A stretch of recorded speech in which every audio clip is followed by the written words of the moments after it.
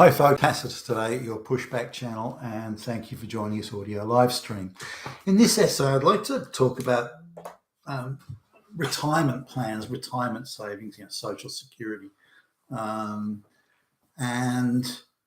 how Western politicians are endlessly tampering with this, with the retirement plans and with the retirement outcomes, with the amount of money that you'll get as a pension, and can you afford to live on it, and so on.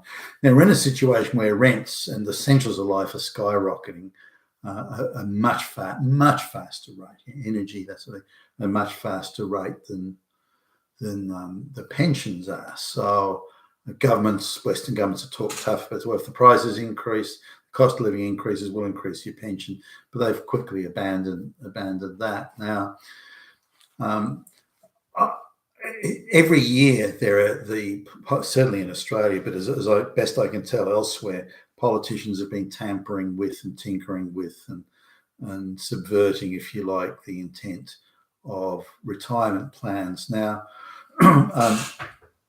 in the 1980s in Australia, the government came out with what I thought was quite a decent scheme where people could save for their retirement, and that they could either have a tax deductible payment now, or they could defer the taxation, so it would be taxed on the savings when it was drawn down. And there are all sorts of superannuation plans that are run for the big banks. Now, all this did at the end of the day was make the big banks very rich, very rich.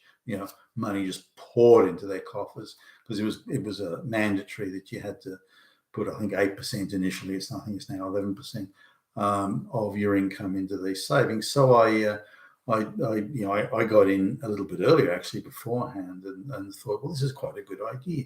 But I noticed after not that many years how often the government was changing the laws, the laws around the superannuation and retirement savings and so on, which invariably seem to only benefit the big banks and the big financial institutions. It didn't seem to really benefit the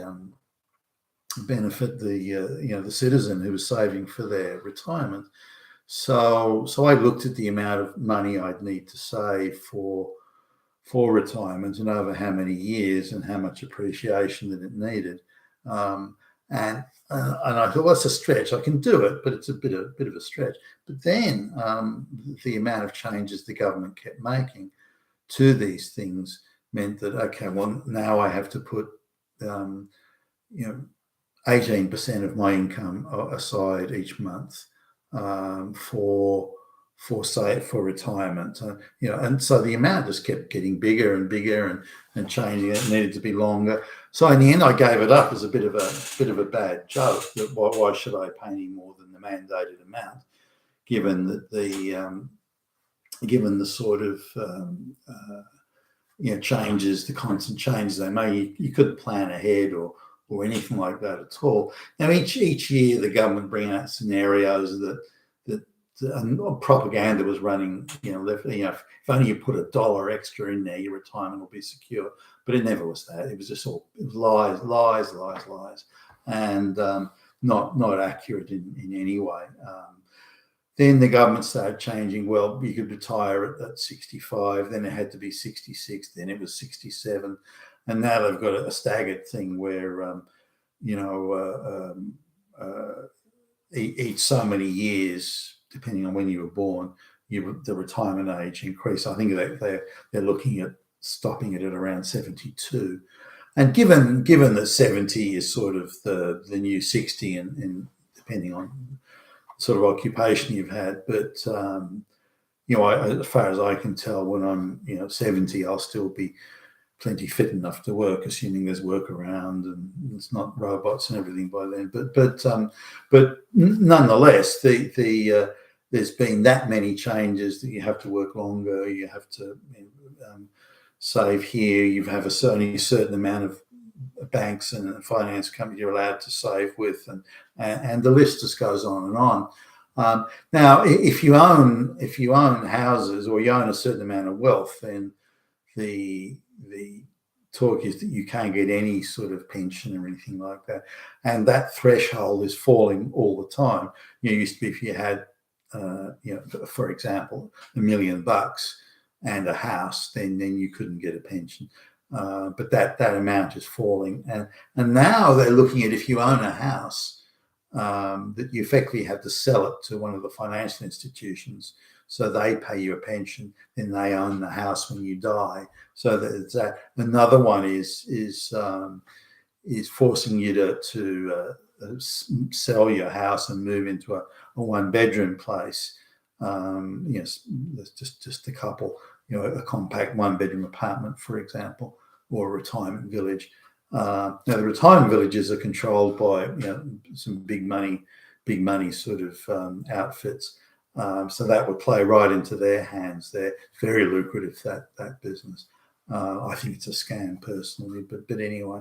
For example, I went to see some people that we know. They're in their late 70s, and they've decided to move into a retirement village, and they're not poor, but they're moving in there, and the idea is you get 24/7 medical care. There's a nurse on call 24/7.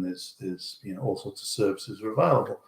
And we went to see them on a Saturday, and they were trying to call the service centre, and there was no answer. The phone just kept on ringing out, or leave a message. So anyway, we went round there. We drove them around there, and there was actually no one in the centre, nor was there an emergency or after hours number, or if you can't find someone at this number, call that number.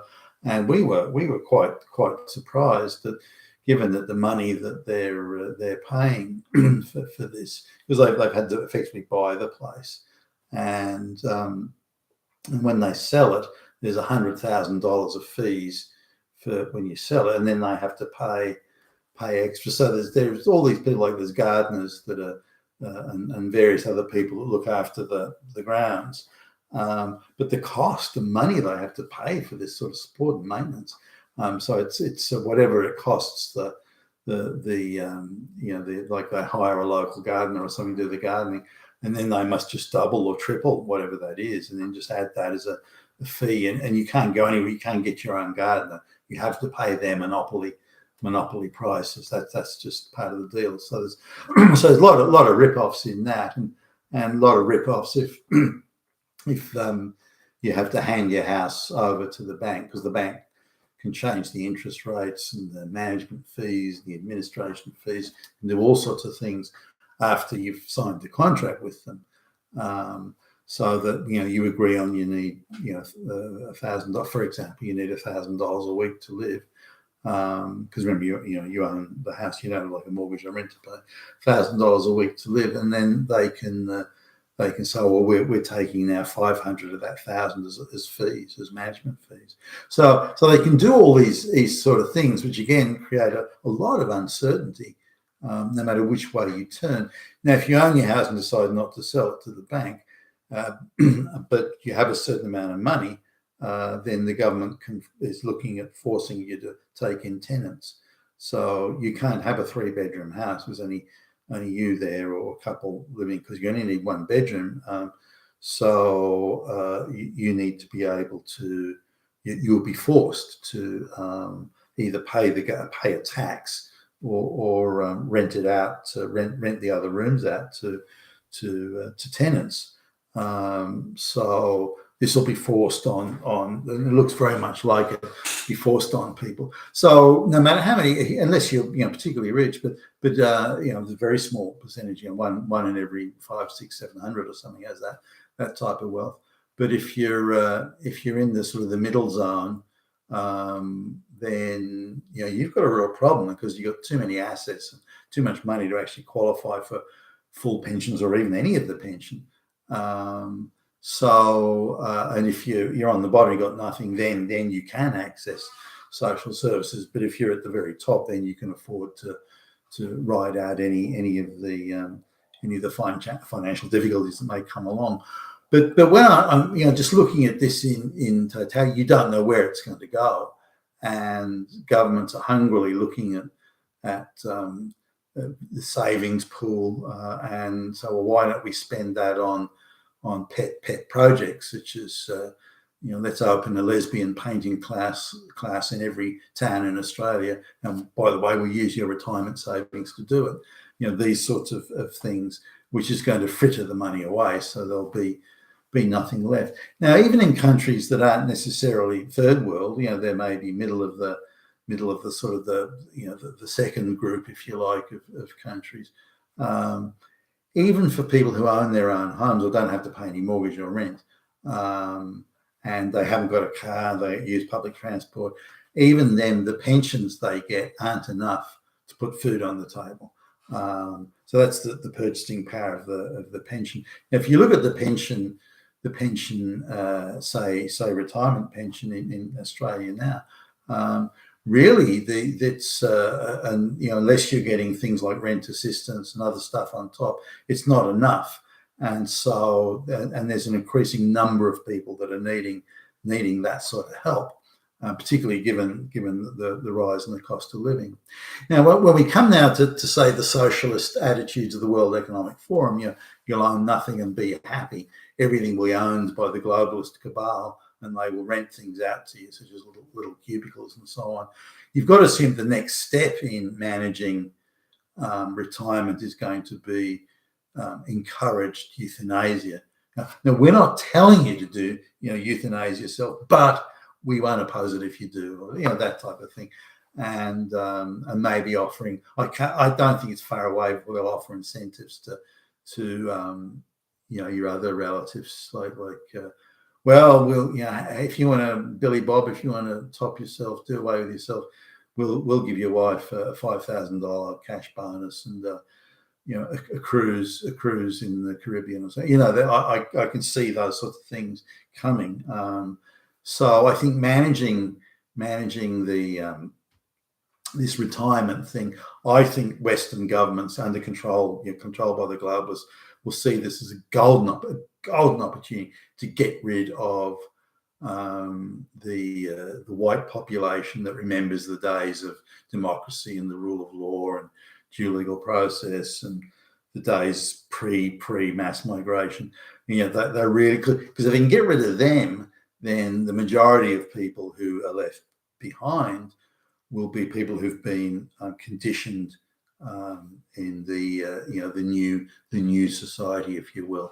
So I think that as soon as the minute they believe they can get away with it, and they'll sell it as something like all these old white people, they're effectively making life hard for these young black and brown people, and so that means they're Nazis, and we have to do something about all these Nazis, and we have to kill them.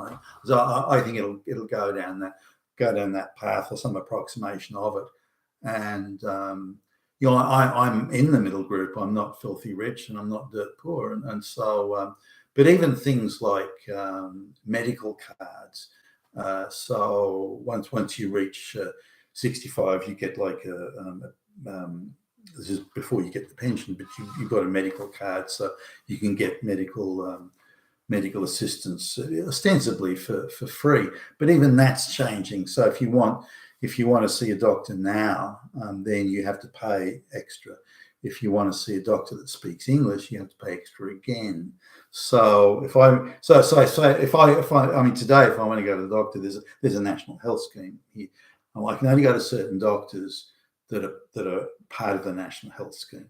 So, but if I want to see a doctor, like I want to see a doctor tomorrow, for example, or later today, and I want a doctor that speaks English, I have to pay between $65 and $85 extra on top of what the government pays the doctor. So the government pays the doctor, say, I don't know, $35, $40 for a consultation. That doesn't matter if I'm in there for 1 second or I'm in there for, an hour. It doesn't matter. So the government only gives the guy $35. But then if it's an extended consultation, I pay extra on top of that. But if I just walk in the door for something simple like, I don't know, a prescription renewal or something like that, just straight in, just want another prescription, thanks doctor, and out again, that's still going to cost me $65 to $85 extra. Now, if I want to go on the National Health Scheme, I have to go to a certain doctor, and I have to wait until they've got an appointment, which could be 2 weeks out, and you have to accept any doctor that they put forward there. Now, 9 out of 10 doctors either speak English barely at all or badly, and so it's not a pleasant experience. Now, if I look at, say, I take a relative of mine out for medical care, and she she's not doing too good, got mobility issues, that sort of thing, and she gets confused and so on. So I really have to sort of look out for it. And some of the doctors we've had to deal with, they again barely speak a word of English, and so it's an onerous and difficult exercise to navigate that. So that's going to be not so much withdrawn, but the quality of service will diminish to the point where it's almost worthless, or in effect worthless, unless you can pay the extra. So I see there's a lot of shifting and moving going to happen around retirement. But one thing's for sure, that is the last tranche, if you will, of the end of the baby boomers come up to retirement, and I'm like only a year or two outside of the baby boomer bracket. So go into retirement, then that's going to cause a huge shake-up in how retirement funds are administered, how the money is spent, who gets what, and who will be forced to change their behaviour, such as people being forced to sell their houses to the bank to get paid a pension, that sort of thing. But the end result will be that the globalists will, and the cabal, the big financial institutions, that the end result will be that they will become very rich out of whatever happens. You've been with Tacitus today, your Pushback channel. Thank you for listening.